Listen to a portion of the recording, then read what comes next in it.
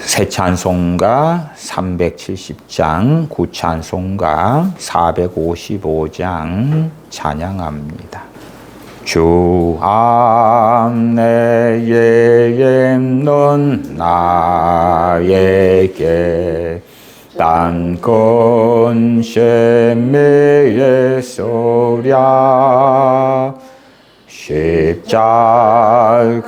밑에 나아가 내 죄물 풀었네.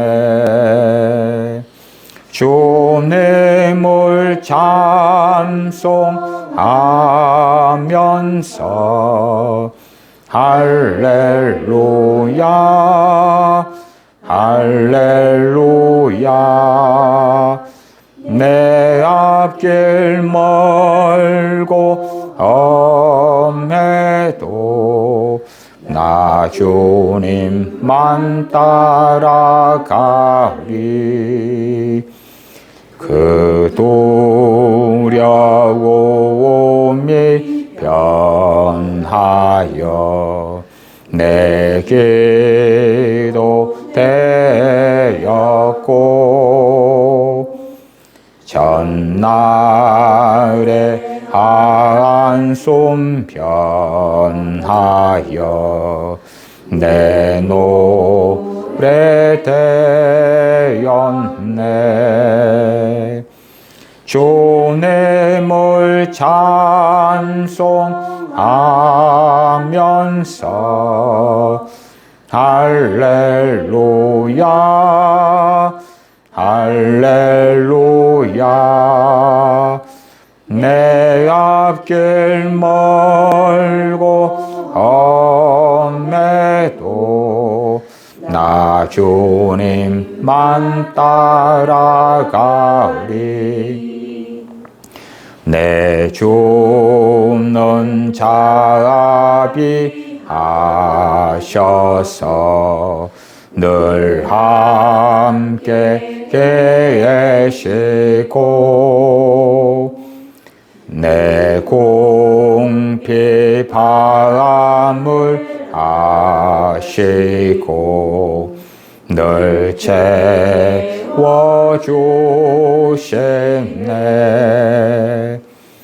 주님을 찬송하면서 할렐루야 할렐루야.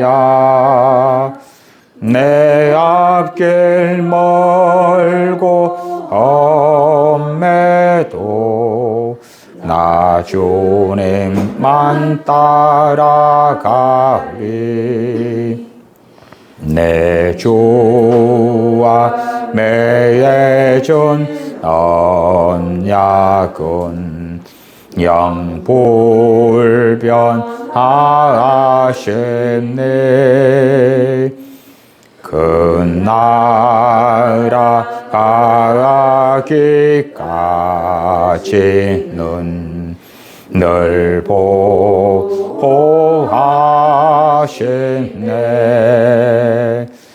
주님을 찬송하면서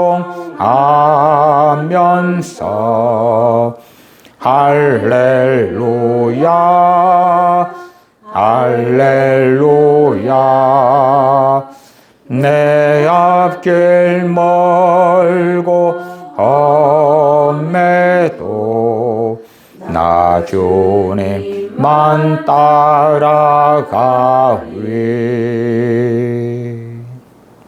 우리가 사랑하는 이 찬송가의 많은 찬송들은 실상은 전제 가운데 하나가 주님 안에서 살아가는 사람들, 주님과 동행하는 사람들, 성령 충만한 사람들, 그런 사람들이 부르는 찬송가들이 참 많습니다. 그래서 우리가 주님을 사랑하면서 주님 안에 거하고 주님과 동행하고 성령 충만하고 이런 삶을 살아가지 않는 사람들이 된다면 이 많은 찬송가의 가사들은 우리에게 매우 공허한 소리가 될 때가 많습니다. 그래서 많은 찬양 가운데 이 찬송가들의 가사는 너무나 성경적이고 지극히 아름답습니다만은 세속적인 크리스천, 주님을 사랑하지 않는, 주님을 가까이 하지 않는 크리스천들에게는 매우 공허한 소리가 되어져서 찬송가를 부르면서 점점점 믿음을 잃어버리고 신앙을 잃어버리는 근거로 삼는 사람들이 존재하게 됩니다. 나는 예수님 믿는데 왜 이 찬송가의 가사들이 나하고 내가 직접 경험하고 체험하고 누리는 것들하고는 이렇게 거리가 먼가? 전제는 자신은 정상적인 크리스천이라는 전제 가운데 생각하는 것이지요. 자동차가 고장이 났는데 이 자동차는 정상이야 생각하는 가운데 왜 시동이 안 걸리지? 왜 도로를 달리지 못하지? 라고 생각하는 어리석음과 같이 내가 그리스도 안에서 살아가는 정상적인 크리스천으로 살고 있지 않다는 걸 자각하기보다도 나는 예수님 믿는데, 나는 크리스천인데, 그러나 이 찬송가의 상당히 많은 가사들을 볼 때는 내가 현재 경험하고 누리고 있는 것하고는 거리가 정말 멀다. 그러니까 자신의 잘못되고 어리석은 세속적인 신앙생활의 문제, 믿음의 문제보다도 기독교는 종교적인 것이야. 왜? 내가 경험하지 않는 것들로 가득하기 때문에 점점 더 찬송가를 부르면 부를수록 위선적이 되어져 가기도 하고 거짓말로 가득한 것이 찬송가구나 하는 망상을 하기도 하거나 아니면 이 찬송가는 이론적인 것에 불과해. 진짜가 아니야. 실상이 아니야. 이것은 그냥 헛소리에 불과한 거야. 이 찬송가의 가사들은 진짜로 체험할 수 있는 게 아니야. 그냥 그렇다고 하자. 그렇다고 해. 그렇다고 쳐주자. 내 집에 금덩어리가 없는데 있다고 하자. 그러한 정신 승리처럼 공허한 가사로서 부르는 일들이 참 많더라. 그래서 자신이 찬송가의 많은 장들과 가사들을 단정해 버리기도 하지요. 공허한 소리야. 이상 끝. 형식적으로 부르면 돼. 왜? 내가 실제로 누리고 살아가는 그리스도인의 삶과는 너무나 거리가 머니까. 주 안에 있는 나에게 찬송가 1절 주 안에 있는 나에게 딴 근심이 있으랴. 이게 뭔 소리야? 얼마나 많은 근심이 있는데 주 안에 있는 나에게 할 때에 예수님 믿는 사람들이 실제로 주님 안에서 살아가는가? 그것을 다른 말로 표현하자면 주님과 동행하는가? 주님과 함께 하는가? 주님을 가까이 하는가? 주님을 사랑하는가? 성령님의 인도하심 가운데 살고 있는가?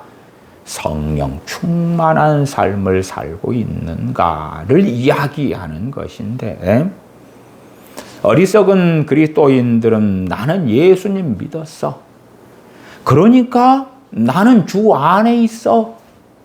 그러한 교리에서 멈추고 말면서 나에게 딴 근심 있으랴 그 말은 나에게 다른 근심들이 없다 그 말이죠. 세상 근심이 없다 그 말이죠. 그런데 세상 근심이 가득한 자신의 모습을 보면서 이건 아니야, 헛소리인데, 그렇다고 하자, 위선적으로 지나가자, 찬송가니까.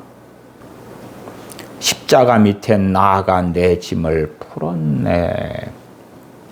은혜 속에서, 성령 충만함 속에서 우리 믿는 사람들이 많은 세상의 염려들로 살아가다가 회개하고 회개가 터지고 자신의 그 어리석음을 고백하면서 주님의 발 앞에 자신의 죄짐을 내려놓는 거죠. 물론 이러한 일들은 세상 사람으로 살다가 주님을 믿게 되면서, 그리고 단지 주님을 믿게 되면서 경험하는 것이 아니라 회개하고 성령님께서 그에게 임하시면서 경험되는 것들이 되지요. 주님을 찬송하면서 할렐루야 할렐루야 내 앞길 멀고 험해도 나 주님만 따라가리. 주님 안에 있으니까 내 앞길이 창창해 열린 대로처럼 되어져, 그런 고백은 없죠. 내 앞길 멀고 험하다고 계속 고백하고 있죠. 그러나 나 주님만 따라가리. 자신의 의지력, 자신의 능력으로 인한 것이 아니라 성령님의 도우심으로, 성령 충만으로 이루어가는 믿음의 여정에 대한 고백인 것이에요. 성령 충만한 사람들에게는 담대함이 있고 확신이 있어요. 그러나 성령 충만하지 않은 사람들에게는 담대함이 없습니다. 확신이 없습니다. 믿음의 역사가 나타나지 않습니다. 주님을 믿음으로 붙든다는 것이 교리적으로는 동의가 될지 몰라도 마음의 깊은 깨달음은 사라지고 마는 것입니다. 심지어 우리 믿는 사람이 과거 어느 때에 성령 충만을 받고 마음의 깊은 우리 주 예수 그리스도의 사랑과 은혜에 대한 깨달음을 받았다 할지라도 그가 나중에 성령 충만을 상실하고 말면 성령님의 그 깨닫게 하심, 가르쳐 주심은 함께 사라지고 없어지고 흐릿한 경험적인 기억만 남는 것입니다. 우리의 인생 속에서 찬탄할 만한 경험들을 한 때들이 많았을 것입니다. 유명한 호텔에, 유명한 여행지에, 식당에, 또한 내가 원하는 대학에 입학했을 때에, 결혼식 때에, 내 사랑하는 자녀를 임신했을 때에, 낳았을 때에, 내가 원하는 회사에 취직했을 때 등등등 찬탄할 만한 경험들은 인생 속에 많이 있었을 것입니다만은 시간이 지나가면 그 기억들은 흐릿해지지 않습니까? 그러나 우리가 성령 충만한 삶을 산다면 주님 안에 누리고 얻는 확신과 깨달음과 담대함들은 더 강해져 가지 흐릿해져 가지는 않습니다. 그러나 성령님을 근심케 하고 세상 사람으로 살아갈 때에는 구원의 확신, 하나님께서 나와 함께 계신다는 성령님의 깨닫게 하심, 성령님께서 그리스도의 영으로, 하나님의 영으로 나를 이끌어 가시는 그 은혜의 역사들은 사라져 가기 때문에 과거 우리가 경험했던 그 아름다운 하나님의 은혜의 역사들, 성령님을 통한 하나님의 은혜의 역사들은 당연하게 흐릿해져 가고 맙니다. 항상 문제는 뭐냐 하면 우리 자신이 나의 체험을 기준으로 삼는다는 것입니다. 내가 지금 겪고 있는 것, 내가 고장났다, 내가 문제가 있다, 그런 생각보다 뱃속 깊은 곳에 나는 정상이야, 나는 옳아, 그런 내가 찬송가를 부르는데 찬송가 가사들이 너무나 내가 경험하는 것과는 안 맞네. 그러한 착각들이 많습니다. 표면적으로는 나는 부족해, 나는 어리석어, 나는 연약해, 나는 깨어있는 그리스도인의 삶을 살지 않아. 그렇게 하지만 뱃속 깊은 곳에는 자기의 감정, 느낌, 체험, 판단, 경험이 기준이 되어가지고 왜 이 찬송가의 가사들의 상당한 것들은 나하고 맞지를 않을까? 내가 이러한 위선적인 찬송가를 계속 불러야 될까? 고민하기도 하지요.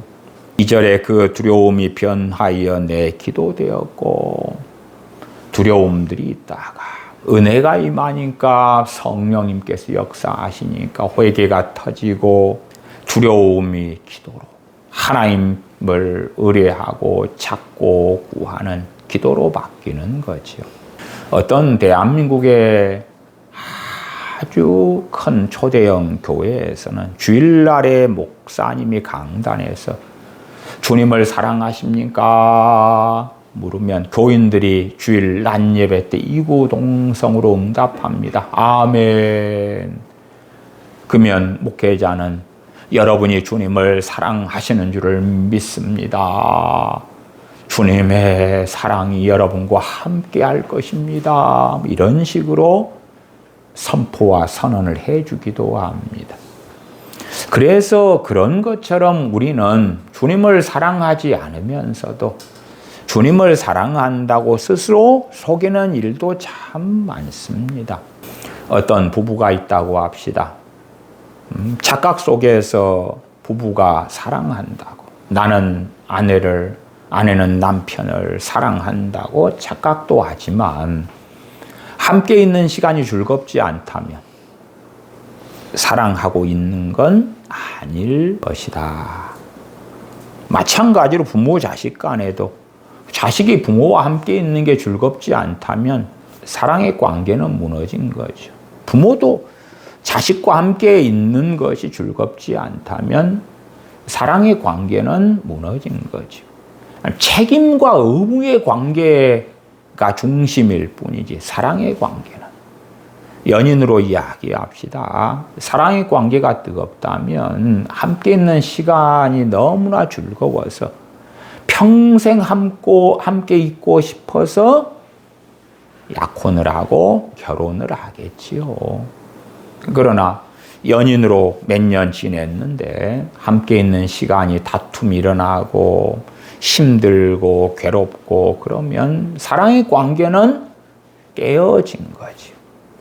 아무리 우리가 주님 사랑합니다, 그러한 무슨 CCM 곡들 같은 것을 매일 부르고 듣는다 할지라도 하나님을 가까이 하라, 하나님을 가까이 하지 않는다면, 주님을 가까이 하지 않는다면, 기도로 자주 나아가지 않는다면 이미 깨어진 연인처럼, 깨어진 부부관계처럼, 깨어진 부모 자식의 관계처럼 사랑은 깨어진 거지요.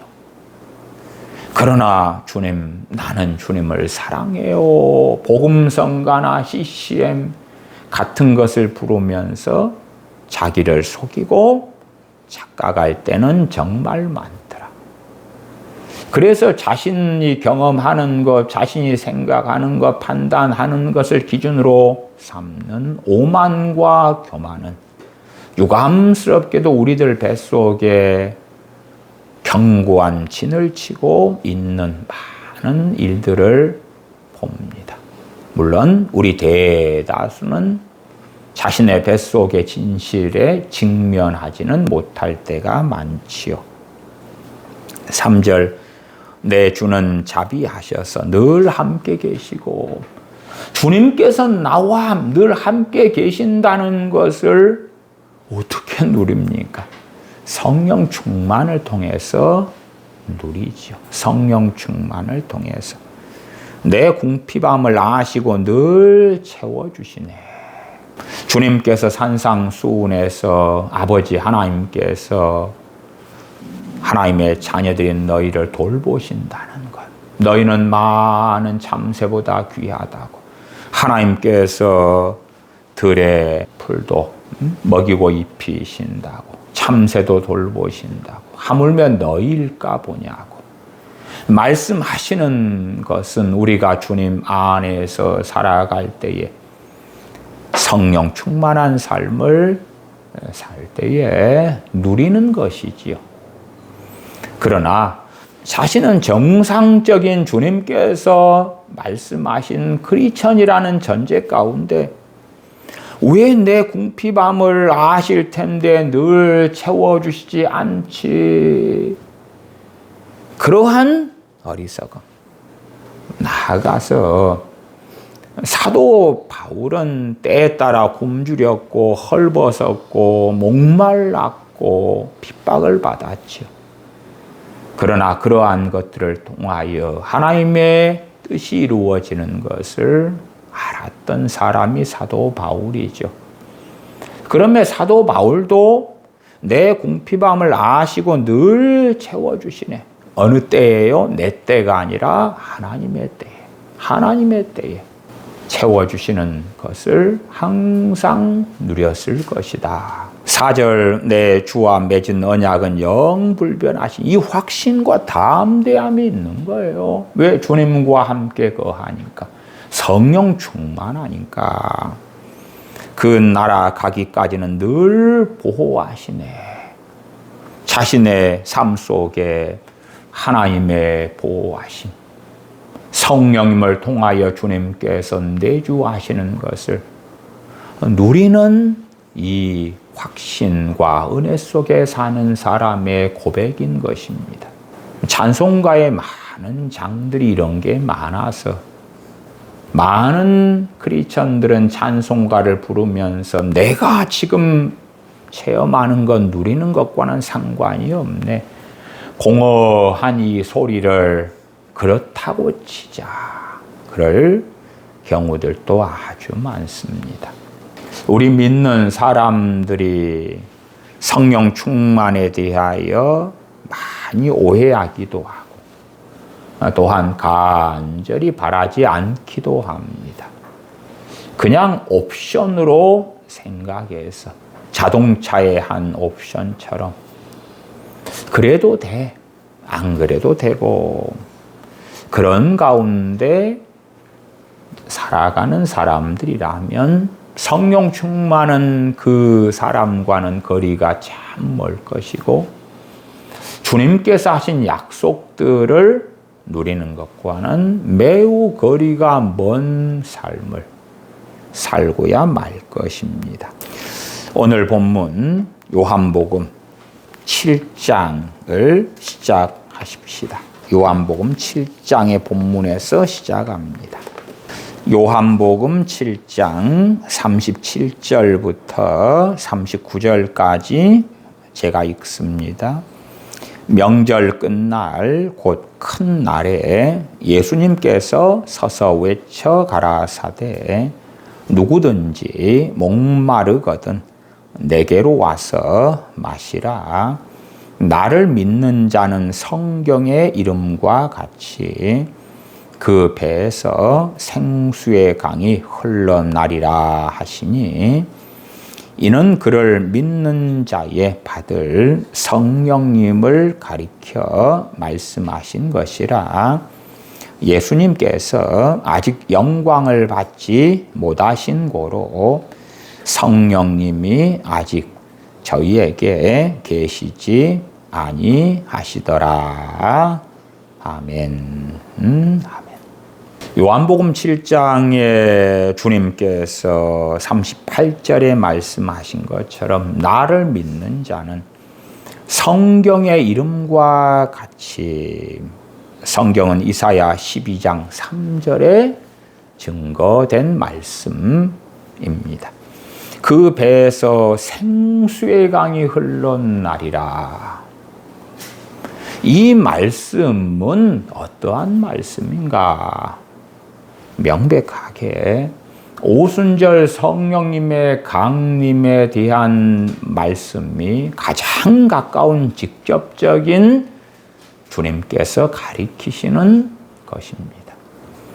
과연 사도행전 2장이나 2장에 준하는 것 같은 성령님을 부어주시는 그 은혜의 역사를 우리 믿는 사람 가운데 어떤 이들이 받고 누리는가? 나아가서 성령 충만을 어느 때 받았는데 그 성령 충만을 여전히 누리고 사는가? 그 가운데에서 사는가?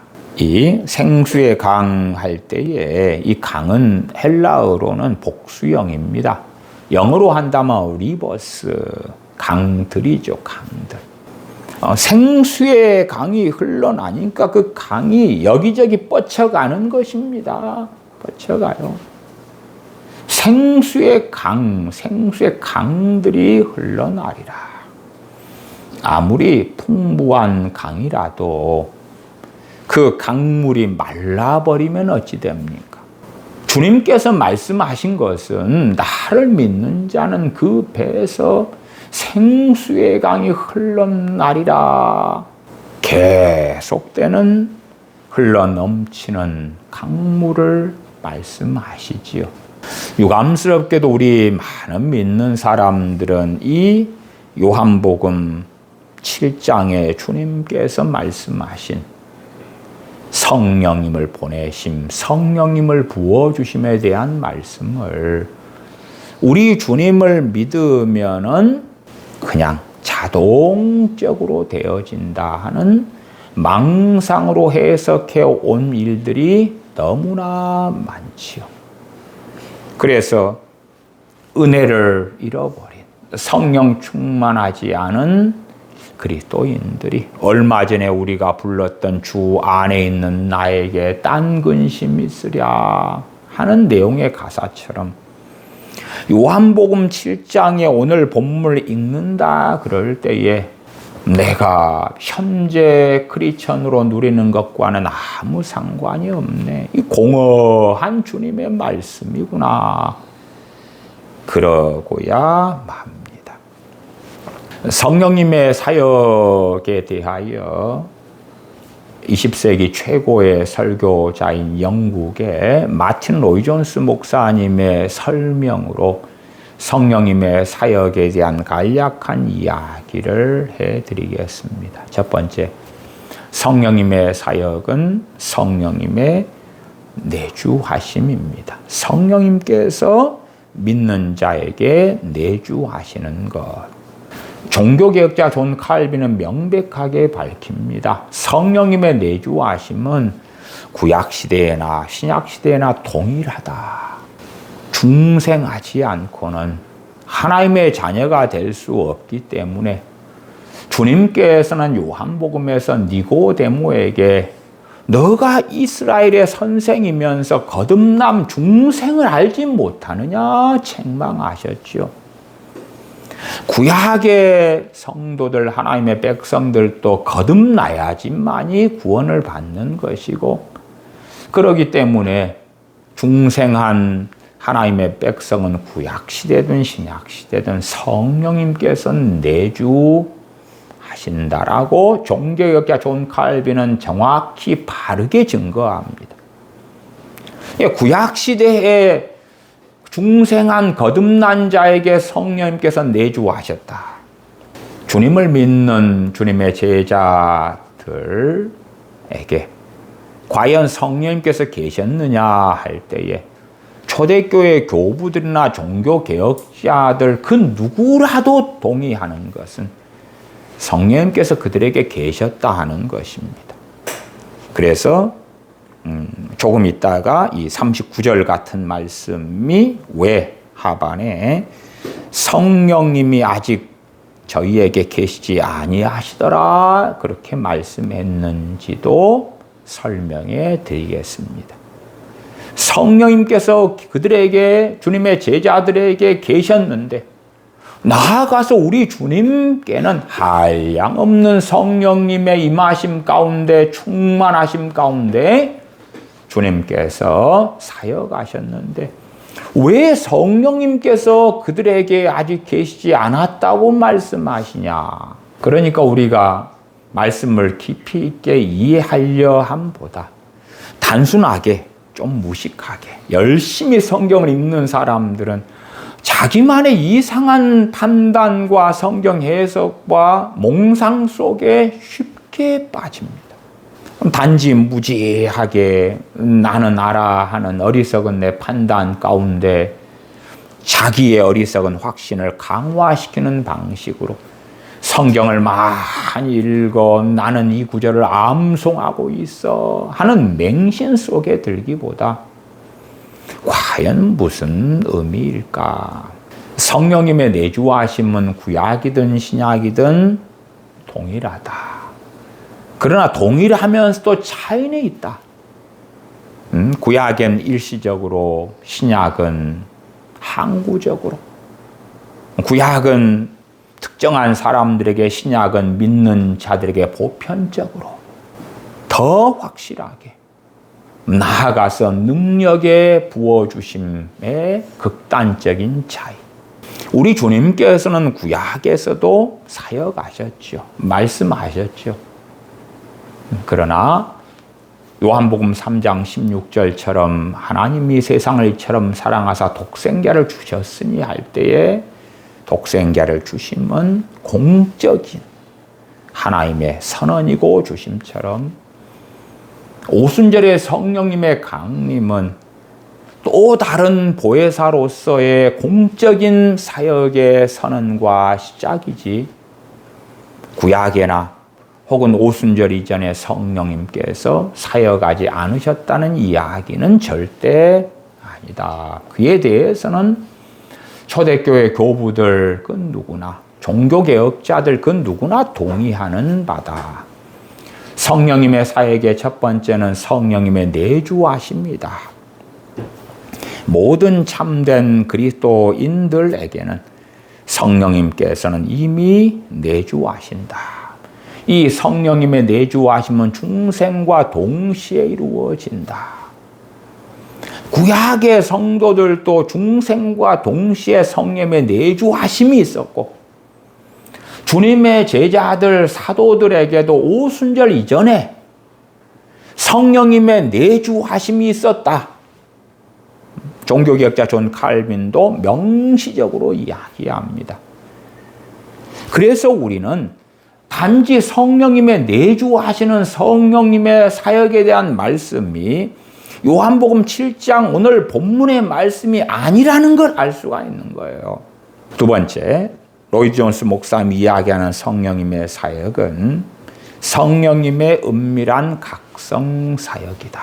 성령 충만 전에 있는 성령님의 은밀한 각성 사역에 대한 이야기를 합니다. 죄를 깨닫게 하시고 때로 공허감을 느끼게 하시고 갈망을 일으키는 성령님의 사역에 대한 이야기를 합니다. 성령 충만을 갈망하는 어떤 사람이 있다면 그것 자체가 이미 성령님께서 그 안에서 사역하시는 것이지요.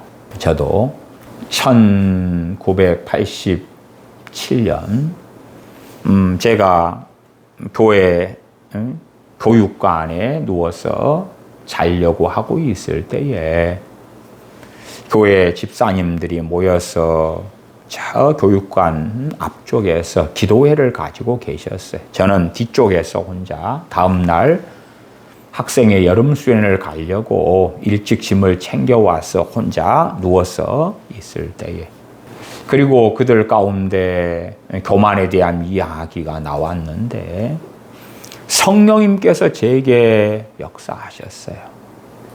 그리고 저는 느꼈어요.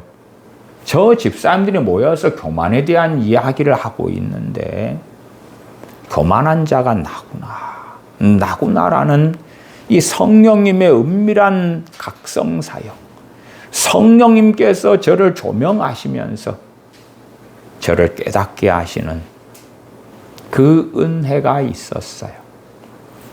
물론 거기에서 우리는 두 가지 선택지를 가집니다. 무시할 수 있어요. 또 하나는 교만함을 느꼈으면 엎드려 회개할 수 있어요. 저는 엎드려 회개했습니다. 제가 교만하다고. 그랬더니 성령님께서 임하시면서 통곡이 나오고 가슴을 치고 눈물을 흘리고 콧물이 범벅이 되고, 그것이 제가 고등학교 2학년 때 받았던 성령 충만이었습니다. 가장 주님을 믿은 다음에 처음 받은, 주님을 믿은 다음 3개월 후에 받은 성령 충만이었어요. 때때로 많은 크리스천들의 이 삶을 살펴보고 듣기도 합니다. 어떤 사람은 내가 기도해야 되겠다는 이 충동 혹은 감동을 받아요. 제가 충동 이렇게 표현한 것은 그 사람 입장에서 이야기하는 거고, 감동 그렇게 이야기하는 건 성경의 관점에서 말씀하는 거예요. 그 사람은 갑자기 내가 기도해야 되겠다. 그리고 그것에 거부하는 사람들이 있고, 왜? 성령님의 이 은밀한 각성의 사역은 우리가 동의할 수 있고 거절할 수도 있거든요. 그 가운데 그것에 따라갔던 사람의 이야기는, 어떤 사람이 장바구니를 가지고 시장에서 장을 보다가 갑자기 기도해야 되겠다는 충동이 일어나서 장을 보기보다도 어디에서 기도하지 보니까 그 시장 어귀에 어느 교회 예배당이 있는 거예요. 그래서 그리 가서 기도를 시작했는데 성령님의 임하심이 있고 죄가 깨달아지면서 회개가 터지면서 성령 충만을 받았다 하는 것이에요. 많은 크리스천들은 자신들에게 성령 충만을 부어주시기 위하여 요한복음 7장 38절로 한다면 그 배에서 생수의 강이 흘러나리라 하는 성령 충만, 성령님의 임하심, 부으심의 그 은혜의 역사를 주시기 위하여 성령님께서 감동을 주시는데, 그것을 많은 믿는 사람들은 나는 바빠, 나는 할 일이 있어, 나중으로 미루고 따르지 않는 것 때문에 성령 충만을 받지 못하는 일들이 많을 것이다. 성령님께서 은밀히 각성하시는 그 은혜 역사를 하셔도 거부한 사람들은 그 기억이 없어져 버려요. 아니면 정말 흐릿해요. 그냥 자기가 보편적으로 오늘 햄버거 먹고 싶어, 콜라 먹고 싶어, 내가 오늘은 어디 꽃구경 가야 되겠어, 잠 좀 자면 좋겠다, 뭐 그런 기억하고 비슷한 것으로 남고 사라지기 때문에 자신이 성령 충만을 받을 기회를 놓쳤다는 걸 대부분은 자각하지 못합니다. 자각하지 못하니까 많은 크리스천들과 그런 부분을 대화하고 이야기해도 많은 이들은 기억에서 사라졌기 때문에 인식하지 못해요. 그러나 이제 성령 충만을 받은 사람들은 뚜렷하게 성령 충만 받기 전에 성령님의 은밀한 각성 사역이 있었다는 걸 자각을 합니다. 자각을 해요. 물론 성령님께서 그렇게 역사하셔서 기도해야 되겠다, 그리고 마음 먹고 잠깐 기도했더니 성령 충만을 받아버려서 그런 일도 있지만 대부분은 그렇게 단순하지는 않습니다. 저 같은 경우에 우울증을 한 3년 정도 깊이 알았어요.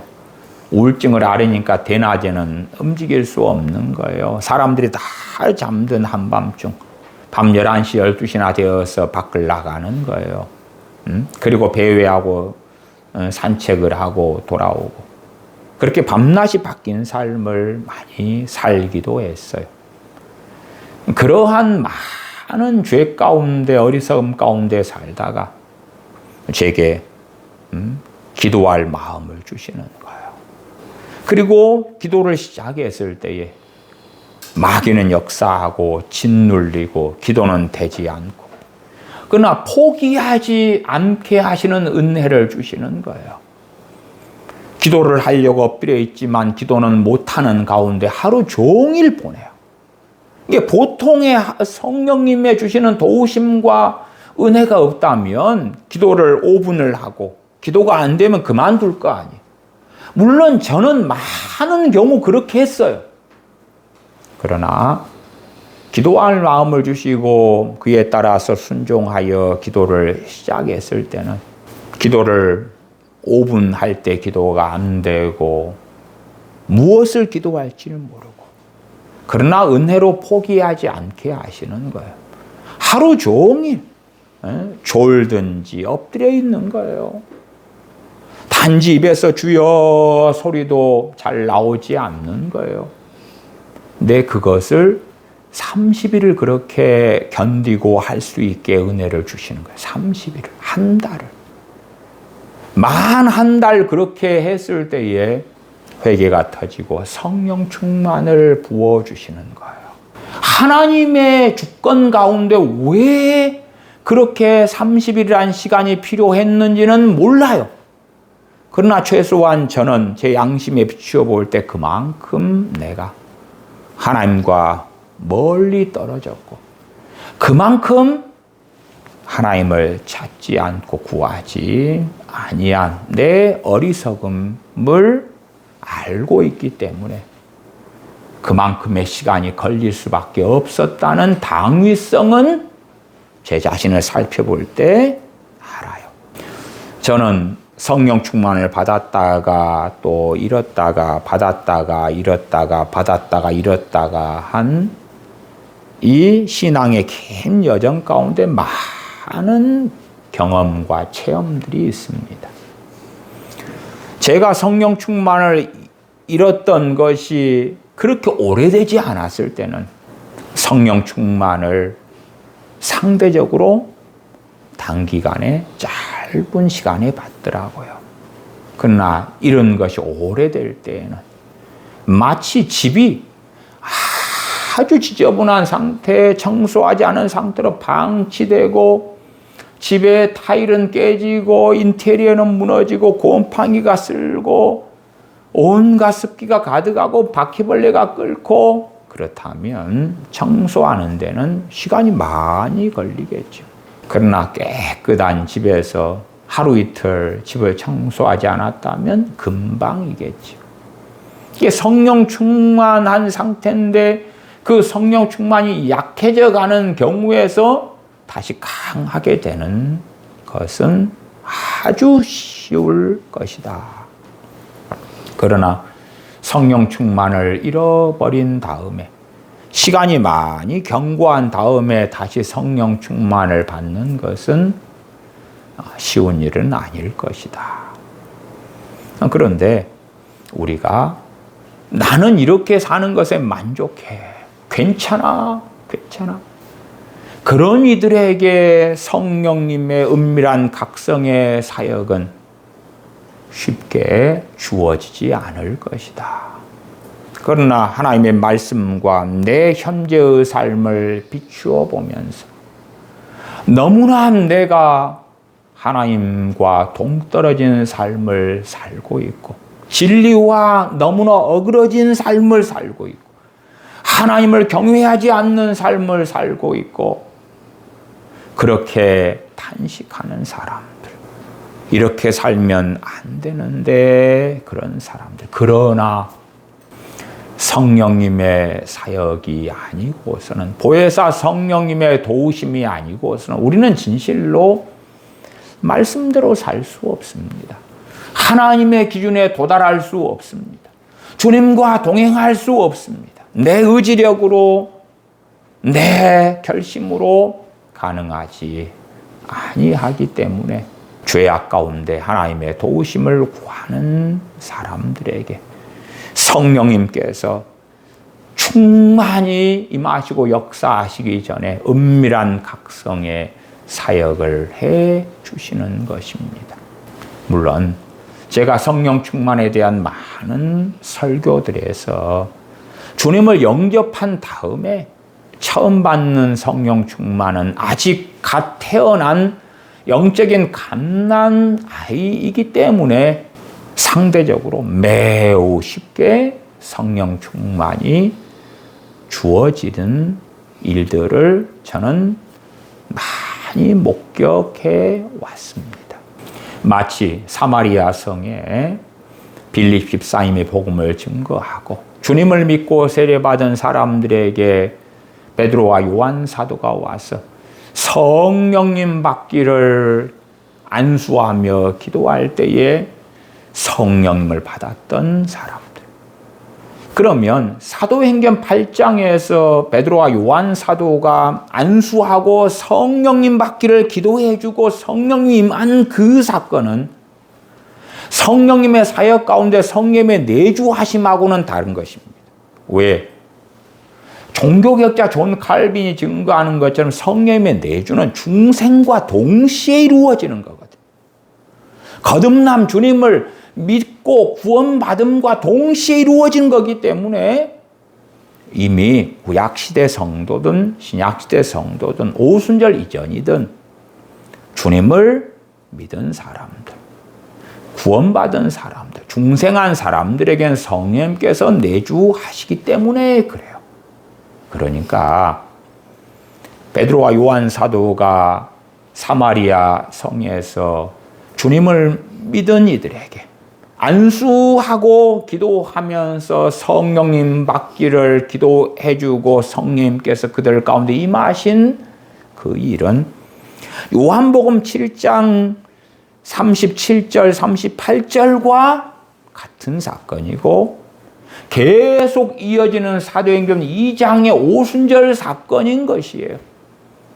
사도행전 2장의 오순절 사건은 믿는 자들이 최소한 500명 이상이었는데 120명에게만 전혀의 기도에 힘쓰고 주님의 명령에 따라 약속하신 성령님을 기다렸던 그들에게만 임하셨고, 나아가 사마리아 성에서 빌립 집사님의 전도를 통하여 주님을 믿은 그 사람들의 오순절은 베드로와 요한 사도가 안수하고 성령님 받기를 기도할 때에 임하였고, 사도행전 19장에 믿는 자들을 사도 바울이 에베소에서 만나서 너희가 믿을 때에 성령님을 받았느냐? 우리는 성령님이 계심도 알지 못하였노라. 그 믿는 자들 12명은 세례 요한의 우리 주 예수 그리스도를 증거함을 통하여 믿게 된 사람들이. 그러니까 그들은 주님을 믿은 지가 한참 오래된 사람들인데 그들은 성령님께서 믿는 자에게는 그 배에서 생수의 강이 흘러나리라. 이 진리와 이 은혜를 누리지 못했어요. 주님을 믿었으니까 그들에게도 성령의 내주하심은 있었을 거예요. 그러나 이러한 성령님의 부으심, 성령 충만한 역사는 몰랐던 것이에요. 나아가서 선지자 세례 요한이 증거한 복음은 사도 바울이나 주님께서 증거하신 복음보다는 뭐라고 말해도 미흡했고 부족했을 테니까 사도 바울은 다시금 그 12명 믿는 자들에게 복음을 증거합니다. 그리고 안수하고 성령님 받기를 기도하지요. 그때의 성령님께서 그 12명 믿는 자들에게 임하시는 사건이 사도행전 19장에 나와 있어요. 왜 우리 주님을 믿는 사람들이 그렇게 무능력한가? 주 안에 있는 나에게 딴 근심 있으랴 내 두려움이 변하여 기도가 되었고 우리의 걸어가는 길이 험난해도 주님만 따라가겠다는 이 담대함, 이 확고함, 이것들이 우리 많은 크리스천들에게는 왜 부족하거나 심지어 없는가 할 때에 성령 충만한 삶하고는 거리가 멀게 살아가기 때문에 그렇습니다.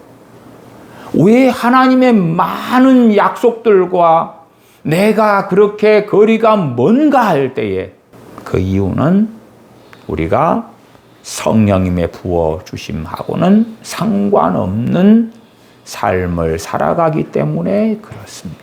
성령님의 사역 세 번째는 성령님의 충만, 성령님의 부으심을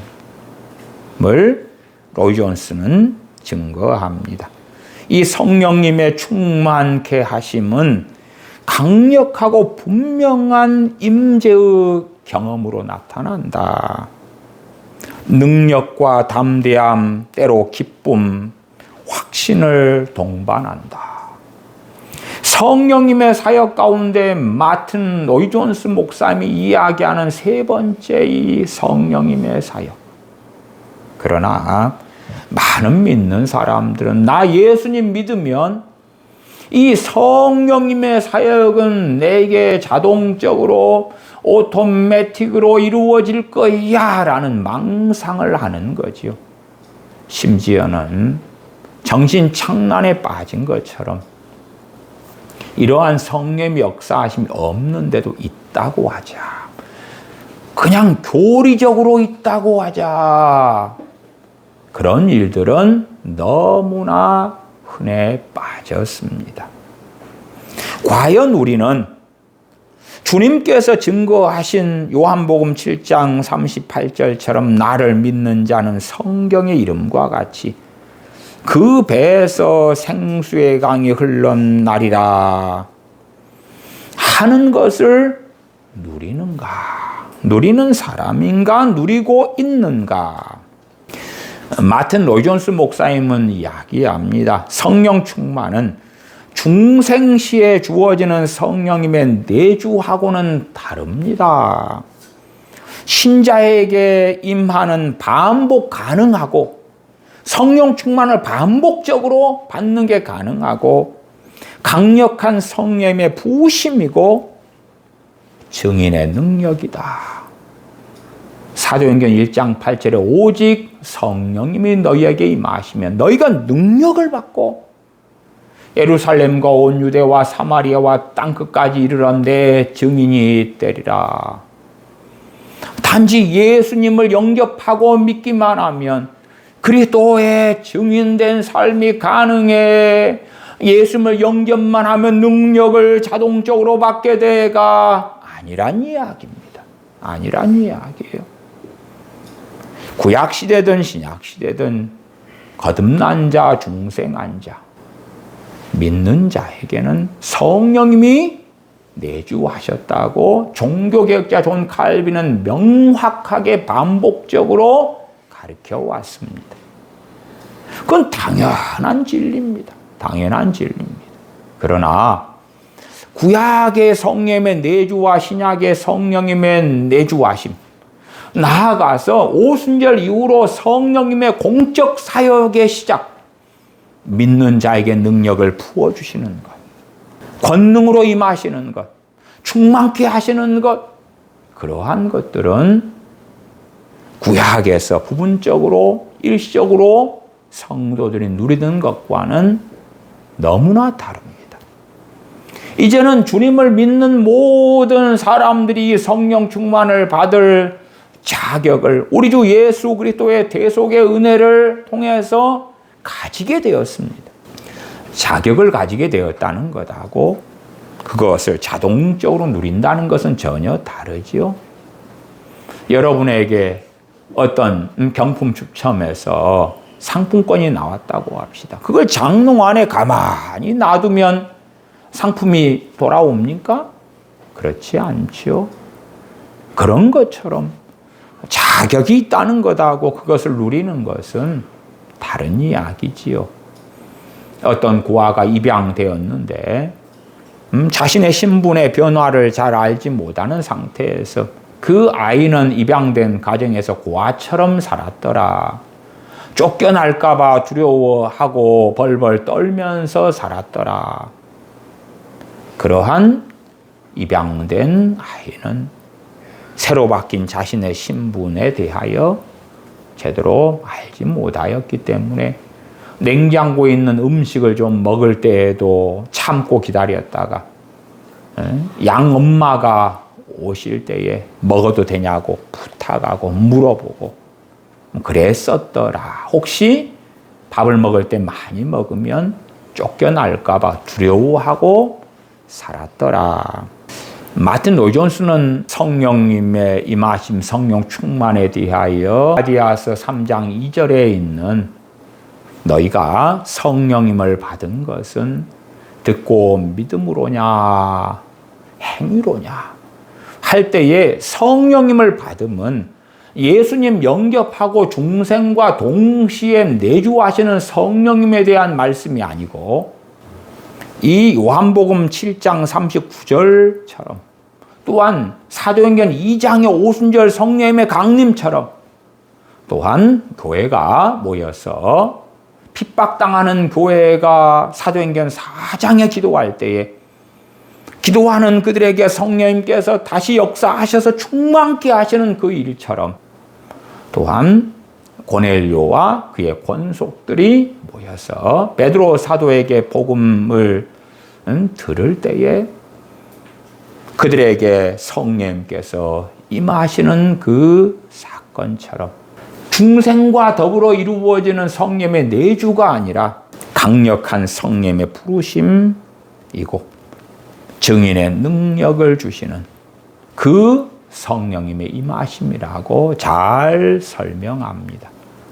이러한 성령님의 사역에 있어서는 초대교회 교부들이나 종교개혁자들, 특별히 존 칼빈 같은 분들도 상당히 미흡했기 때문에 저는 이 성령님의 사역의 부분에 있어서는 20세기 최고의 설교자인 마틴 로이 존스 목사님의 성령님의 사역에 대한 이해에 동의하고 그에 따라서 설명하는 입장을 가집니다.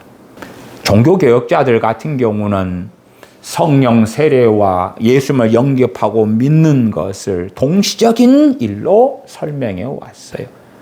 예수님을 영접하면 믿으면 자동적으로 성령 충만 받을 것 같아. 예수님 영접하면 성령 세례가 자동적으로 임할 것 같아. 그런 방식으로 해석해서 이 사도행전 2장이나 4장 등의 성령님의 부어주심, 성령님의 임하심, 성령 충만 이러한 말씀들을 매우 유감스럽게 가볍게 여기거나 아니면 성경이 완성되기 이전에 있는 일시적인 것으로 해석하는 경향들을 유감스럽게 가졌어요. 그러나 성령의 사역에 대해서는 마틴 로이 존스 같은 목사님은 훨씬 더 깊이 있게 더 명백하게 잘 설명해 왔기 때문에 제가 20세기에 또한 지금도 대한민국에 정말 많은 목사님들의 존경을 받는 로이 존스 목사님의 성령님의 사역과 이 본문에 대한 해석을 중심으로 말씀을 드리는 거예요. 그러한 성령님의 사역에 대한 관점이 종교개혁자들의 굉장히 협소하고 아직 정돈되지 않은 많은 부분들을 활짝 열어주지만 유감스럽게 성령님의 사역에 대해서는 여전히 한국 교회 같은 경우는 종교개혁자들의 전통적인 해석의 영향 아래에 있다는 사실이지요. 자, 이제 요한복음 7장 39절로 가십시다. 이는 그를 믿는 자에 받을 성령님을 가리켜 말씀하신 것이라 예수님께서 아직 영광을 받지 못하신 고로 성령님이 아직 그들에게 계시지 아니하시더라. 이 본문에서 예수님께서 아직 영광을 받지 못하신 고로 성령님이 아직 그들에게 계시지 아니하시더라에 대한 종교개혁자 존 칼빈의 주석을 말씀을 드립니다. 요한 사도가 말하기를 성령님이 아직 주어지지 않았다고 한 것은 성령님의 본질이나 존재가 없으셨다는 것이 아니라 그리스도의 영광 이후, 영광이라는 것은 주님의 영광이라는 것, 주님의 죽으심과 부활, 승천을 이야기합니다. 그걸 다 포괄하는 말입니다. 주님의 죽으심, 주님의 부활, 주님의 승천. 그리스도의 영광 이후에 교회에 부어질 특별하고도 탁월한 능력의 현현이 아직 이루어지지 않았음을 가리킨다. 예, 부족하긴 하지만 종교개혁자 존 칼빈도 이러한 부분에는 잘 설명합니다.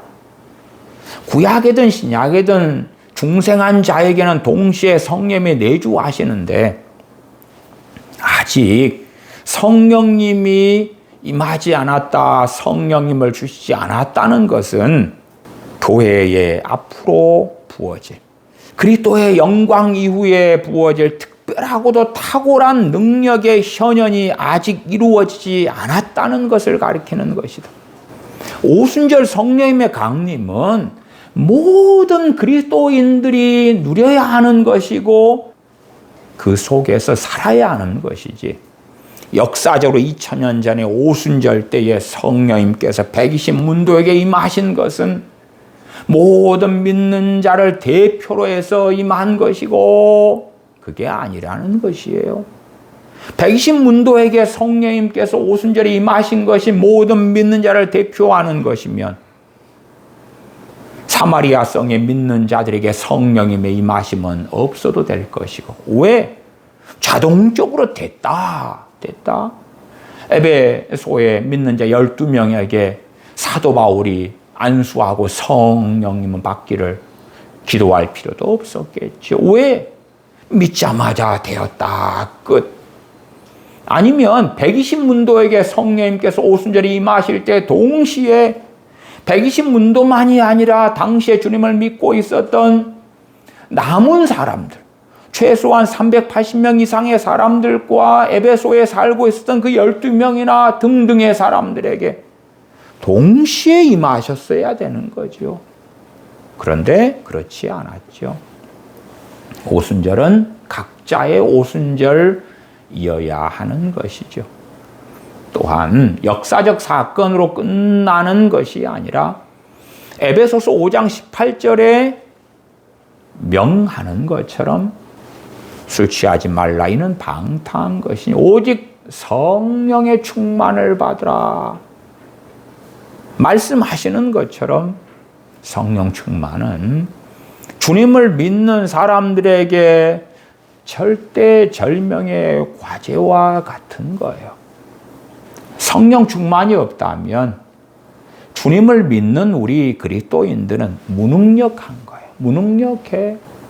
주님을 믿으면서 중생과 더불어 성령의 내주하심은 있는데 증인으로 살 만한 이 능력이 없어요. 예수님 믿으세요 하면, 야, 니같이 그렇게 궁상을 떨고 니같이 확신이 부족하고 두려움과 근심 가운데 살면서 너 모습을 보니까 예수님을 믿으라는 너의 전도를 나는 귀담아 듣지 않을 거야.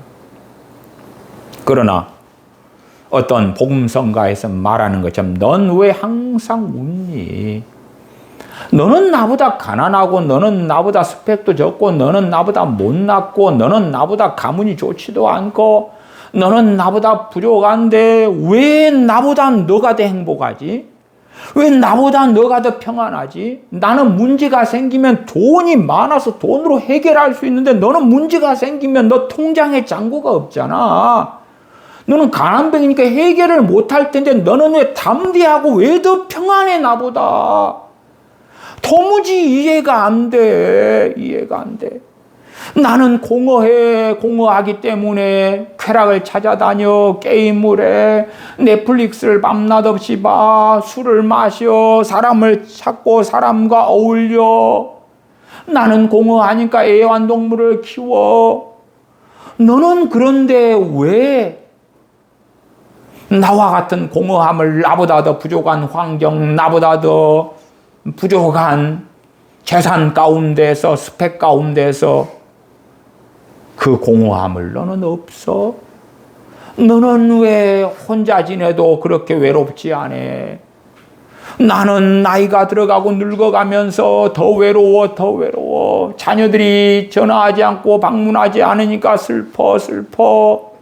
또한 늙어가고 힘이 빠지니까 장래에 대한 더 늙어가고 더 건강을 이루어갈 더 나이 들어간 노년이 걱정되고 근심되고 탄식이 나와. 그런데 너는 왜 그래, 왜? 물론 이것은 불신자들이 성령 충만한 그리스도인들에게 하는 말뿐만 아니라 유감스럽게도 많은 크리스천들이 탄식하는 것이기도 합니다. 나는 주님을 믿는데 왜 이리 공허하지, 왜 이리 외롭지, 왜 이리 근심이 많지, 왜 이리 쓸쓸하지, 왜 이리 답답하지, 왜 이리 힘들지, 왜 예수님 믿는데 나는 왜 이래? 그것은 주님 안에 거하지 않기 때문에 그렇습니다. 그것은 성령 충만하지 않기 때문에 그렇습니다. 그것은 주님과 동행하지 않기 때문에 그렇습니다. 그 모든 것이 한 단어로 성령 충만하지 않기 때문에 그렇다. 그러니까 세상 사람들과 삶의 방식을 같이 해야 되는 거예요. 돈으로 해결해야 되고, 돈이 행복의 기준이고, 돈이 문제 해결의 기준이고, 그러면 돈, 스펙이 있으면 존경을 받고 더 많은 돈을 벌 수 있고, 외모, 아니면 명품 백 같은 그런 자신을 과시하고 인정받고 드러낼 만한 것들, 그런 것들을 통해서 사람들 앞에 인정받아서 나의 기쁨의 원천으로 삼아야 되겠다. 그런 어리석은 길로 많은 크리스천들이 동일하게 걸어가고 있는 것을 봅니다.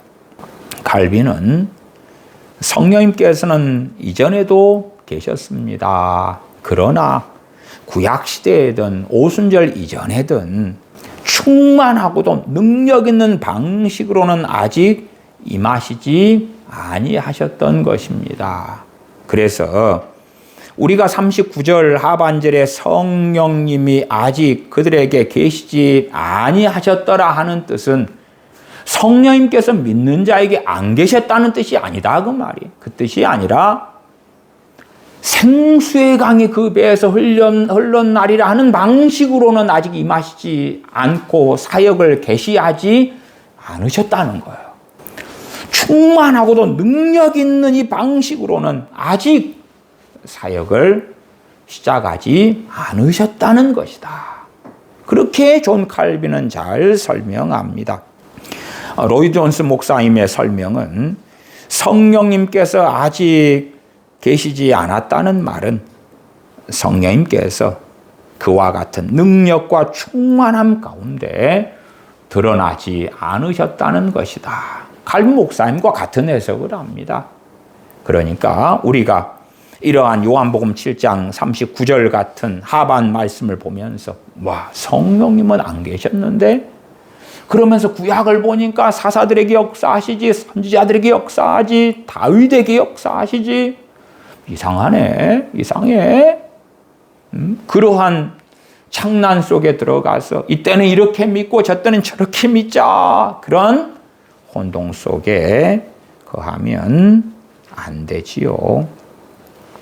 구약과 신약의 성령님의 내주하심의 차이는 명백합니다. 성령님께서는 구약에도 내주하셨으나 신약에서는 더 보편적으로, 지속적으로, 확증적으로, 능력적으로 내주하신다고 교부들과 종교개혁자들은 같이 증거합니다.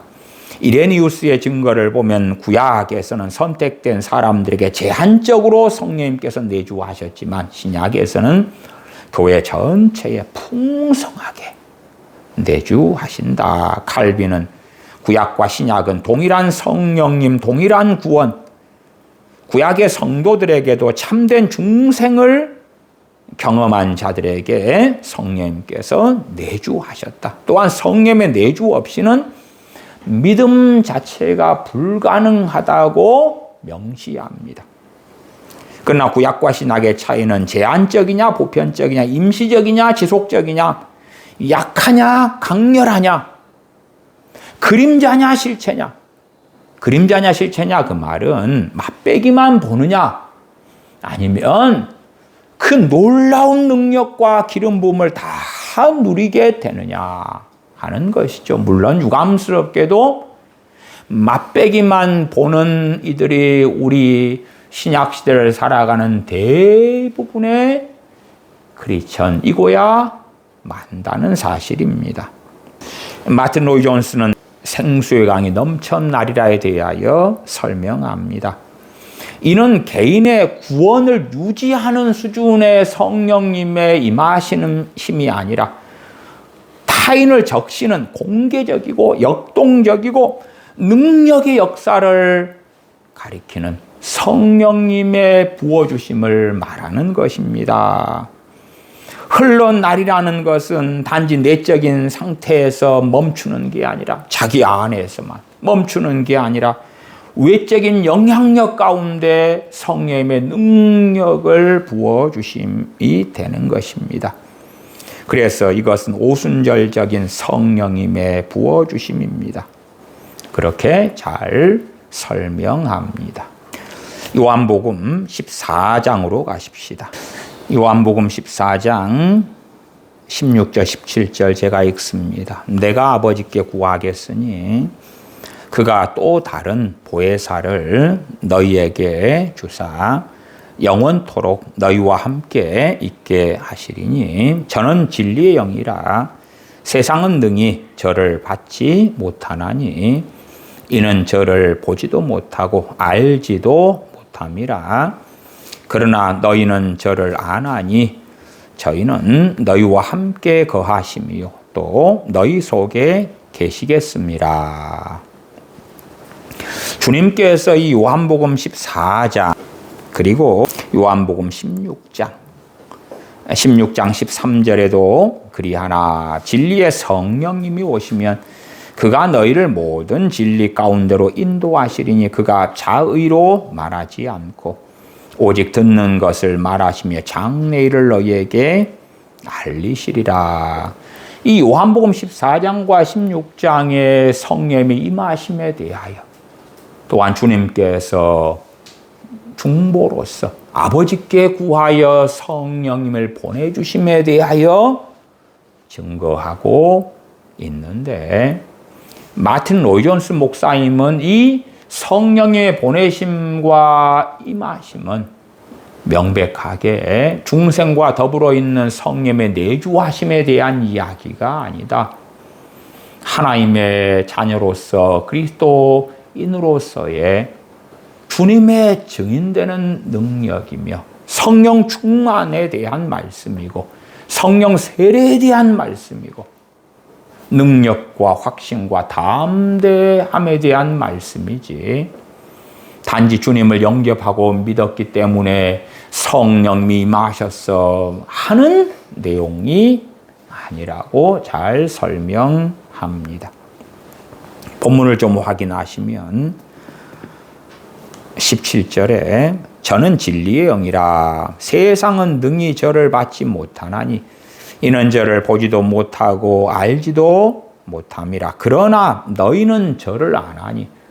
주님께서 제자들에게 너희는 성령님을 안다고 이야기했죠. 왜냐하면 제자들은 이미 중생한 사람들이기 때문에 그들 안에 성령님은 내주하고 계시기 때문에 그런 거예요. 너희에게 아직 너희가 성령을 못 받았어 그런 말씀을 하는 게 아니에요. 성령님이 아직 그들에 계시지 않았다. 그러한 요한복음 앞에 있는 7장의 말씀은 제가 설명을 드렸고요. 주님께서 제자들에게 너희는 성령님을 안다고 그래요. 안다고. 나아가서 17절 하반에 보시면 저는 너희와 함께 거하심이요 또 너희 속에 계시겠습니다 할 때에 저는 성령님은 너희와 함께 거하심이요 하는 것은 현재 거하고 계시다는 현재형이고요. 또 너희 속에 계시겠습니다 하는 것은 미래형입니다. 같은 현재형도 아니고 같은 미래형도 아니에요. 그 앞에 그러나 너희는 저를 성령님을 아나니 성령님을 알고 있다. 왜? 성령님은 너희와 함께 거하고 계시기 때문에 주님의 제자들, 주님의 사도들은 가룟 유다 말고는 명백하게 성령님을 알고 계셨습니다. 그런데 왜 주님께서는 또 너희 속에 계시겠습니다 하는 미래형을 쓰시느냐? 중생과 함께 구약이든 신약이든 성령님은 내주하시는데 오순절 이전에도 참된 신자들에게는 종교개혁자 존 칼빈이 증거한 것처럼 성령님께서 내주하시는데 왜 너희 속에 계시겠습니다 이러한 미래형을 사용하는가? 제자들에게 오순절이 오지 않았음에도 그들 안에 성령님은 계셨단 말이에요. 계셨는데 왜 계시겠음이라고 하는가? 칼빈의 해석을 말씀드리면 성령님께서는 구약이든 신약이든 항상 신자들 안에 계셨으나 그 내주는 그리스도의 영광 이전에는 아직 완전하고 영구적인 방식으로 나타나지는 않은 것이다. 그리스도의 중보 사역 이후에만 가능한 성령님의 공식적인 파송이 오순절에 이루어진 것이다. 하나님께서 공식적으로 파송하시는 것과 그 전에 은밀한 성령님의 사역. 우리 주님께서 구약에서도 역사하셨지만 육신을 가지고 공식적으로 구원자로 주와 그리스도로 이 세상에 2000년 전에 보내셨죠. 주님께서 안 계셨던 게 아니라 창세전부터 아버지와 함께 계신 그리스도, 우리 주 예수 그리스도시지만 공식적으로 2000년 전에 세상에 주로 보내셨다는 것을 우리는 요한복음 3장 16절 등의 말씀을 통하여 압니다.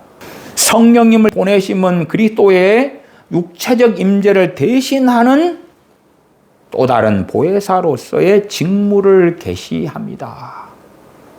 주님께서 육체로 계실 때 자신도 보혜사로 사역하셨습니다. 변호자로 옆에 계셔서 돕는 분으로 함께하는 분으로. 그런데 주님께서는 내가 떠나가는 것이 유익이라. 왜? 성령님의 이 놀라운 임재와 역사 가운데 하나님의 자녀들이 사는 것이 훨씬 더 좋은 일이라고 말씀하시는 것입니다. 주님께서는 구원 사역을 자신의 생명을 통하여 완성하셨습니다. 그리고 이제는 또 다른 보혜사를 보내겠다. 성령님께서 안 계신 게 아니라 성령님의 공식적인 사역. 그러나 구약시대나 오순절 이전에 했던 그 그림자와 같이 맛배기만 보는 그런 것이 아니라 더 확실하게, 더 놀랍게, 더 아름답게 이루어지는 것이지요. 우리가 어떤 집에 임대로 살 때 되면 임대를 주면서 그 집에서 살지만은 벽에 못질하나 하는 것도 조심스럽죠. 왜? 내 집이 아니라 빌린 집이니까. 그러나 그 집을 내가 샀다. 그럴 때는 내가 주인이기 때문에 그 집의 구조를 바꿀 수도 있고 벽에 못질을 할 때 담대하게 할 수도 있고 그런 것처럼 성령님께서 구약시대에나 오순절 이전에도 믿는 자에게 임하시고 내주하셨지만 오순절 이후엔 내주는 또한 오순절 이후에 성령님의 이 공적인 사역은 너무나 놀랍게, 너무나 영광스럽게, 너무나 강력하게 나타날 것이다. 그것이 사도행전 2장의 오순절의 성령의 강림을 통하여 명백하게 드러난 것이지요. 칼빈은 기독교 강요에서 성령님은 모든 시대에 걸쳐 믿는 자들의 마음에 거하지 않으신 적이 없다. 구약과 신약 성도에게 성령님의 내주하심과 실제는 동일하지만 구약 시대에는 계시의 명료성, 확장성, 능력의 공적 발현은 제한적이었다. 성령님께서 이 땅에 임하심, 아버지께 주님께서 구하셔서 성령님을 보내심은 이제는 계시의 명료성, 확장성, 능력이 보편적이 되고 믿는 자들에게 이런 표적이 따르리니 새 방언을 말하며 내 이름으로 귀신을 쫓아내며 병든 자에게 손을 얹은 적 나으리라. 증인된 이 능력, 또한 충만함, 담대함, 구원의 확신, 믿음의 역동성, 그러한 것들이 성령님의 도우심과 성령님의 역사하심과 사역 속에서 우리 믿는 자들이 누리게 되는 것이 되었다는 것입니다. 물론 누리느냐 그렇지 않느냐는 각 개인과 하나님과의 문제가 되죠. 그래서 데살로니가 전서에서는 성령님을 소멸치 말라 하는 것이죠. 삼위일체 하나님 되시는 성령님을 누가 소멸시킬 수 있습니까? 그게 아니라 우리에게서 성령님의 충만케 하심, 역사하심을 우리가 없애버릴 수 있다는 것이에요. 성령님을 근심케 함으로 우리에게 충만히 역사하시는 성령님의 역사하심을 우리가 거부하고 부인하고 멸시하고 물리치는 것이 우리에게 있는 자유의지 가운데 가능하기 때문에 그러하지요. 마틴 로이존스 목사님은 이렇게 설명합니다. 이 요한복음 14장 17절에 또 너희 속에 계시겠습니다. 이 미래형으로 말씀하는 것은 중생과 구별되는 성령의 임하심, 즉 성령 세례, 능력의 부으심, 성령 충만의 결정적인 체험을 말씀하시는 것이다. 단지 그전에는 성령님이 안 계셨는데 곧 성령이 오실 거야. 그리고 이제 신약시대고 오순절이 지났기 때문에 우리 믿는 자에게 성령님이 오셨네, 성령이 오셨네, 성령이 오셨네, 내 주에 보내신 성령이 오셨네. 그런 교리적인 동의, 지적 동의, 인정, 시인 그렇다더라. 그런 걸로 말씀하시는 게 아니다 그 말이에요. 제자들은 이미 믿는 자들이었습니다. 그럼에도 주님께서는 너희 속에 계시겠음이라고 미래형으로 말씀하신 것은 이것은 중생을 통한 성령의 내주하심과는 다른 차원의 성령의 임재를 말씀하시는 것입니다. 오순절 이전에 제자들에게나 구약시대 성도들에게 성령님의 내주하심하고는 다른 차원의 내주하심이다. 다른 차원의. 우리가 마트에 가면 만두를 광고하는 어떤 분들이 만두를 통각통각 내서 작은 것을 앞에 놔두고 우리에게 먹을 수 있게 하지요. 맛배기를 보고 와, 이 만두가 맛있구나. 그러니까 나 그거 행사 기간이니까 나도 하나 줘요. 그 차이는 얼마나 큽니까? 얼마나 커요? 그 이상으로 오순절 이후에 믿는 자에게 역사하시는 성령님의 역사하심, 성령 충만, 성령 세례, 성령 충만의 결정적 체험, 이걸 증거하는 것이다. 그냥 성경 읽으면서 우리가 사도행전 2장에서 오순절 성령의 강림을 나는 읽었어, 보았어. 역사적 사건으로 끝났구나, 지났구나. 그런 말씀에 대한 이야기가 아니다 그 말이에요. 아니다. 존 칼빈은 또 다른 보혜사를 너희에게 주사하는 16절의 구절은 성령님께서 이전에는 안 계셨다는 뜻이 아니라 그리스도께서 자신의 중보로 아버지께로부터 교회에 공식적으로 보내신다는 뜻입니다. 성령님이 이미 제자들 안에서 역사하고 계셨으나 그리스도의 죽음과 부활 이전에는 아직 보혜사로서의 직무를 시작하지 않으신 것입니다. 공식적 직무를 시작하지 않으신 것이다 하는 것입니다. 어거스틴은 이렇게 말합니다.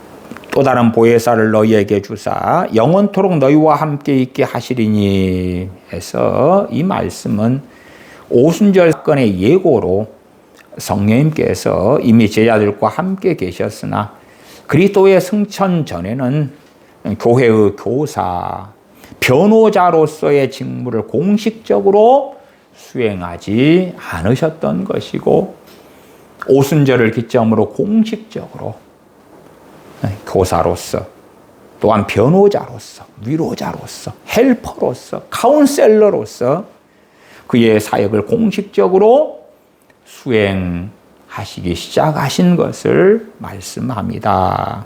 칼빈은 성령님께서는 이미 제자들 안에 계셨습니다. 그러나 보혜사로서 신자와 영원히 함께 계시는 임재는 오직 그리스도의 중보 이후에나 가능했습니다. 성령님의 내주의 시작을 말함이 아니라 성령님의 사역의 공적인 영구적인 국면의 시작으로서 말씀하시는 것이 또 다른 보혜사를 너희에게 주사 영원토록 너희와 함께 있게 하시리니 말씀하시는 것입니다. 마틴 로이 존슨은 이에 대하여 이미 중생한 제자들에게 성령님께서 내주하시는데 이 말씀은 성령님의 새로운 임하심 즉 성령 세례 능력의 부으심을 약속하는 말씀입니다. 유감스럽게도 대부분의 종교 개혁자들은 중생 이퀄 성령 세례 그렇게 가르쳐 왔어요. 그래서 한국 교회의 대다수의 목회자들도 중생 예수를 믿자마자 성령 세례 받았어 그러한 가르침을 해왔습니다. 그러나 마틴 로이 존슨 목사님은 잘 가르치는데 중생은 성령 세례가 아닙니다. 중생을 통하여 성령 세례가 자동적으로 일어나지 않습니다. 잘 설명해요. 저도 반복하여 그렇게 말씀드려 왔습니다. 성령 세례는 중생한 이후에 후속적 나중에 물론 동시적일 수도 있지요. 그 고넬료와 고넬료의 가족들에게 거의 동시적으로 중생과 성령 세례가 이루어졌던 것처럼 그러나 대부분은 그 딜레이 타임이 있는 것을 봅니다. 성령 세례는 후속적이고 능력적인 성령님의 역사하십니다. 유감스럽게도 성령 세례 또한 성령 충만을 받지 않는 누리지 않는 많은 신자들이 있더라. 왜 우리 믿는 사람들이 무능한가? 주님께서 약속하신 이 말씀들이 유감스럽게도 우리들이 성경 읽으면서 요한복음 14장 아멘, 요한복음 16장 아멘 하지만 이 말씀은 성령 세례 또한 성령 충만, 성령님의 충만케 하시는 능력을 부어주시는 그 은혜의 역사들을 가리키는데 성령님 오셨네, 2000년 전에 오순절에 임하셨네, 그리고 끝. 그리고 점점 성령 충만의 급박함, 절대성, 긴급함은 우리들의 마음에서 사라져 버렸기 때문에 그러는 거예요. 120문도는 주님의 약속대로 성령님을 기다립니다. 누가복음 24장 49절 말씀만 읽고 말씀 마무리합니다. 볼지어다 내가 내 아버지의 약속하신 것을 너희에게 보내리니 너희는 위로부터 능력을 입히울 때까지 이 성에 유하라 하시니라. 단지 중생하면서 임하시고 역사하시는 성령의 내주하심을 가리키는 게 아니라 너희는 위로부터 능력을 입히울 때까지, 누가복음 24장 49절에 주님은 잘 설명하고 있고, 나아가 사도행전 1장 8절에 너무나 잘 설명하지요.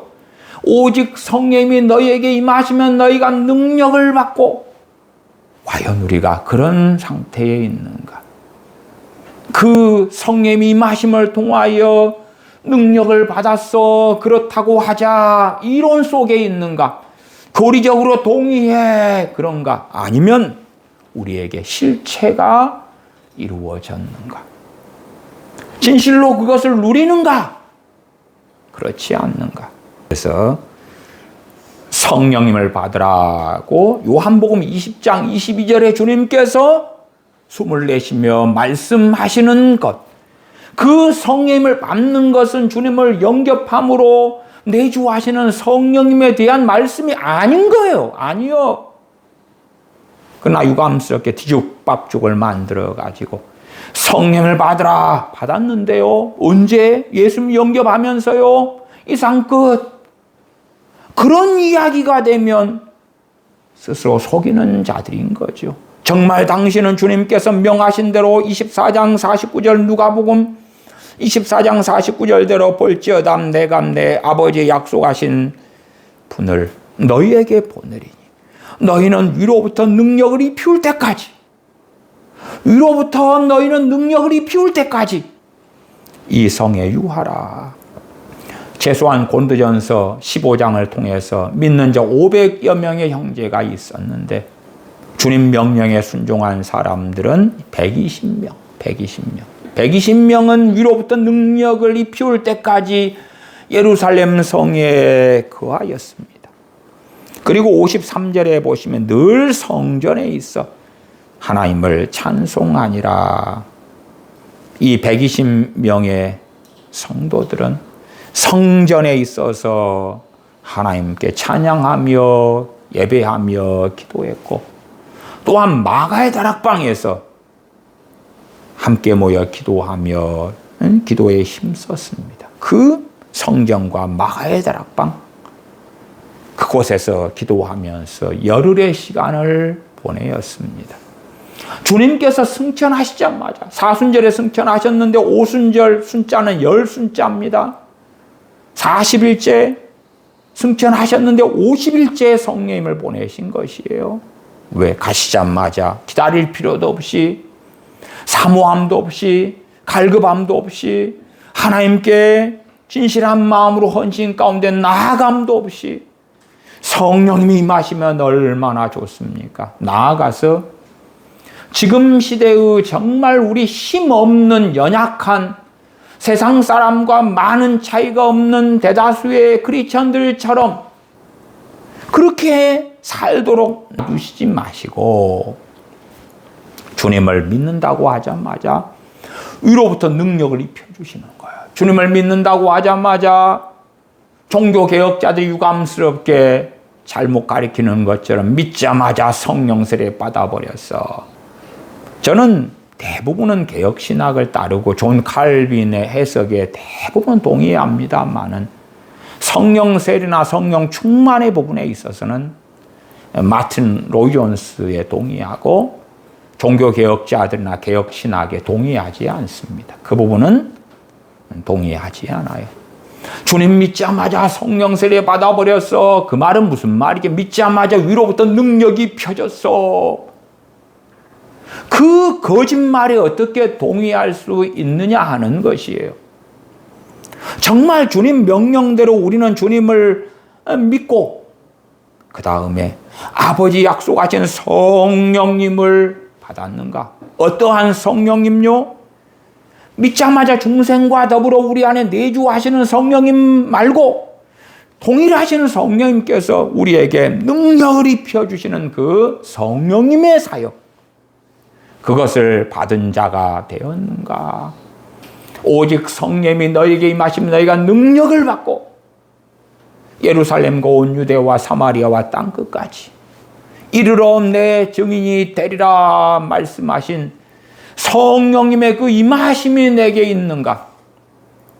가장 단순하게는 성령 충만한 가운데 살고 있는가?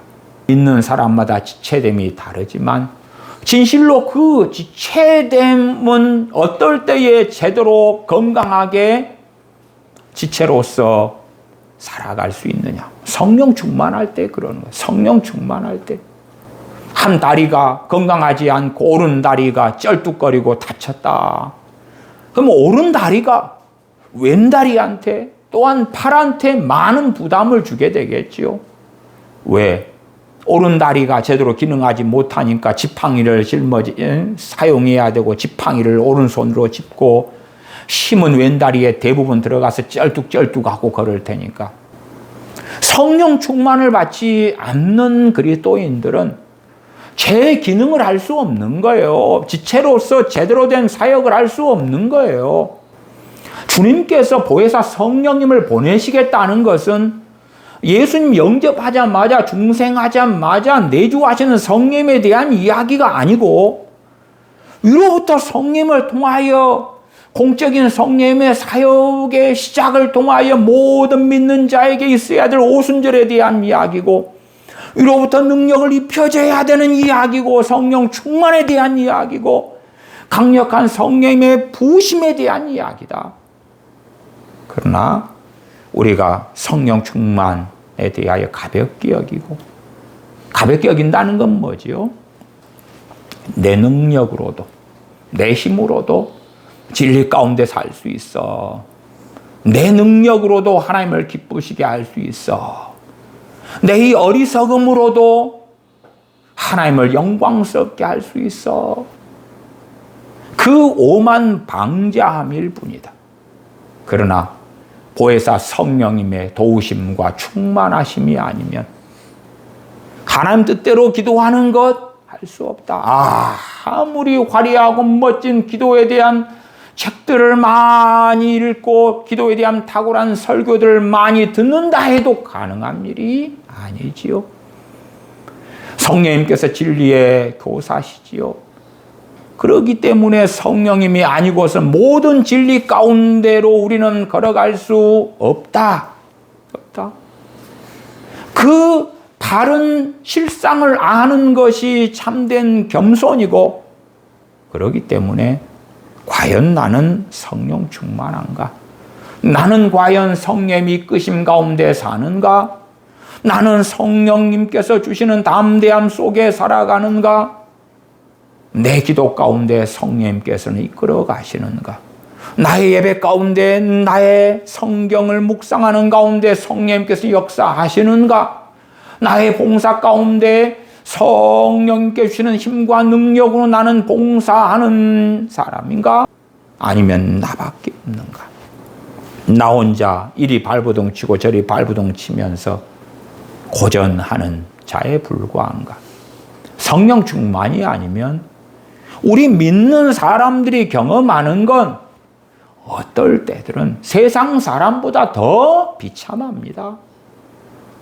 우리가 고린도전서 1장을 통하여 세상 사람들보다 우리 믿는 자들이 더 문벌 좋지 않고 더 무식하고 더 지혜 없고 더 가난하고 더 천덕꾸러기들이 상대적으로 훨씬 더 많다. 그래서 주님을 믿는 사람 가운데 문벌 좋은 자, 지혜로운 자, 능력 있는 자는 별로 없다. 그러니까 세상에서 돈 벌고 성공하고 살아가는 데는 우리 믿는 사람들 대다수는 별 볼 일이 없는 거예요. 그런데 왜 더 행복할 수 있는가? 더 기쁠 수 있는가? 더 담대할 수 있는가? 더 근심하지 않을 수 있는가? 때로는 성령의 은사를 통한 초자연적인 능력을 덧입음으로 그리스도를 증거할 수 있는가? 주님께서 자신의 중보를 통하여 보내신 보혜사 성령님을 통하여 가능한 것입니다. 기도하겠습니다. 아버지 하나님, 저희는 어리석게도 주님께서 하신 약속의 말씀은 듣고 보지만 주님의 약속하신 보혜사 성령님의 사역을 누리지 못하는 많은 삶 속에 거하고 있습니다. 보혜사 성령님의 사역을 통하여 저희의 배에서 생수의 강이 흘러나는 것에 대하여 말씀하시지만 저희는 믿으면 당연히 이루어져야 하는 것처럼 망상하기도 하고 성령님의 역사하심, 충만케 하심, 생수의 강으로 흘러나게 하시는 이 놀라운 일들에 대하여 구하며 원하며 사모하며 성령 충만에 대한 갈급함과 성령 충만치 않음에 대한 탄식함이 없는 삶을 삽니다. 진실로 저희가 보혜사 성령님의 도우심이 아니고서는 진리 가운데 하나님을 영화롭게 함 가운데 또한 주님을 닮아가는 거룩함 가운데 살 수 없을진데 아버지 하나님께서 아버지와 아들의 이름으로 보내신 성령님의 충만케 하심을 저희가 받을 수 있도록 성령님의 은밀한 각성케 하시는 사역이 있게 은혜를 주시고 성령님께서 우리 안에 각성하도록 깨어나도록 일깨우시도록 역사하실 때에 순종함으로 회개함으로 믿음으로 아버지께 주님 의지하여 나아가 성령 충만을 받아 무능력한 그리스도인이 아니라 능력 있는 그리스도인으로 살게 하여 주시옵소서. 우리 주 예수님의 이름으로 기도하옵나이다. 아멘. 아멘. 기도하겠습니다.